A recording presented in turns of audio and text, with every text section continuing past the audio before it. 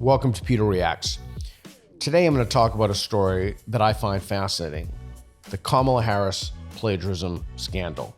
Now, Chris Rufo and others have exposed Harris as a plagiarist. I have to give them credit because I would have thought that that would have been vetted or someone would have found it 4 years ago, but someone did not find it. So kudos to Chris and the team for finding it. So let's take a look at some of these passages from Harris's book. Okay, so you can see from this and it's color coded, and you can be the judge yourself. And we'll take a look at various passages. So this is not a word or two words here or there. These are entire paragraphs that have been lifted, or maybe one word is changed or one word has been altered from this. So not only is this plagiarized, she plagiarized the work of others, she also pulled from Wikipedia. Now, we're going to talk about ghostwriting in a second. Most people politicians like Trump, they don't write their own books. They have ghostwriters. In fact, many people in the space we're in have ghostwriters. There's nothing wrong with that. I don't know if it's standard, but many people do it. What they do is they'll say with someone. So when you see a book that says, Fred Jones with, Lucy Valdez, the with means that it's written by that person. So that's pretty standard. It's called ghostwriting. Peter Lloyd does it. He's an excellent ghostwriter. He's written a number of books. He's British. This is not about ghostwriting. Also, the guy whose book, which the number 2 guy, the prince over there, Spare is the name of his book. I always mix up these British royalty people, but his book was ghostwritten. I actually read some of that book at the bookstore. It's just an extraordinarily well-written book. That's standard. There's nothing unethical about it. It would be unethical if he claimed it as his own and didn't put the name of the other person in the book. So this is different. This is stealing work and claiming it as your own without attribution of that work. And so what you do is you need quotation marks around the work, and then you need in the bibliography to state where you got that from. You should learn this in middle school. Every person by the time they get to high school should know this is the case. All right, so let's talk about that very briefly and what Trump did. So Trump has a book that was ghostwritten that, as far as I know, is not plagiarized. And again, the difference is very, very simple. Okay, so you can see from this, the name of the person who actually wrote the book is on the cover of the book. Okay, so there it is. That means that Trump did not write this book. That's what that means.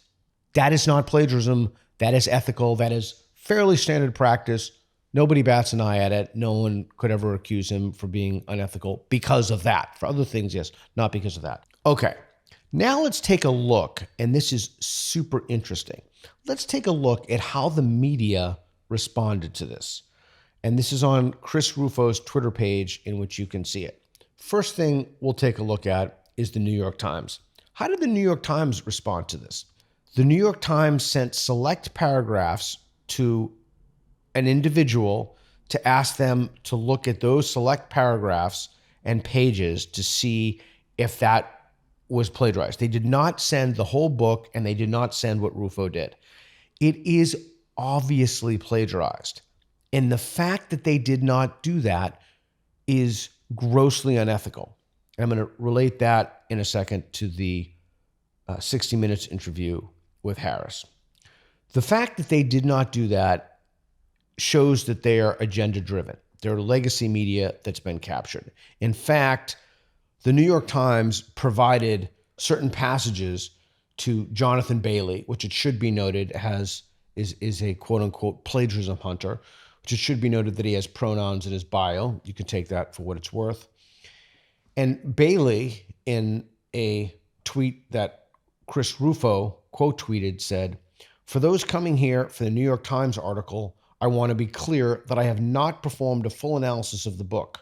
My quotes were based on information provided to me by the reporters and spoke only about those passages." Okay, that's totally disingenuous and dishonest.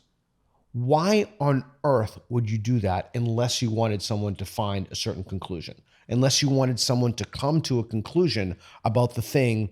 That's not an investigation. You don't give a detective like 2 pieces of information and throw out all the irrelevant information and then ask them to make an inference about whether the person is guilty or innocent. No, you give them as much information as you can. You don't withhold information. The only reason that you would hold, and again, this is not a matter of money. It's digital. You just send them the document. So there's no reason for this other than you want the individual to come to a certain conclusion. Okay, so this is grotesquely dishonest. And the New York Times should not be trusted because of this. The whole institution is corrupt. And yes, this story is that big and it's that serious. So you're talking about somebody who committed fraud. You're talking about somebody who lied and got away with it and stole other people's work. That's what plagiarism is. And by the way, I welcome you to check my dissertation, which is publicly available. I welcome you to put all of my articles through any plagiarism checker. You're more than welcome to do so. In fact, I insist upon it that you do so. Okay, so where are we now?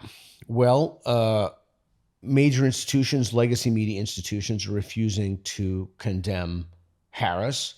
The plagiarism, as you can see from the articles Rufo put out, it's pretty quote unquote black and white. I want to talk about something else that's related to the plagiarism charge. We haven't talked about the fact that I find it fascinating that nobody cares about this, that somebody has lied and cheated and stolen other people's work. No one cares.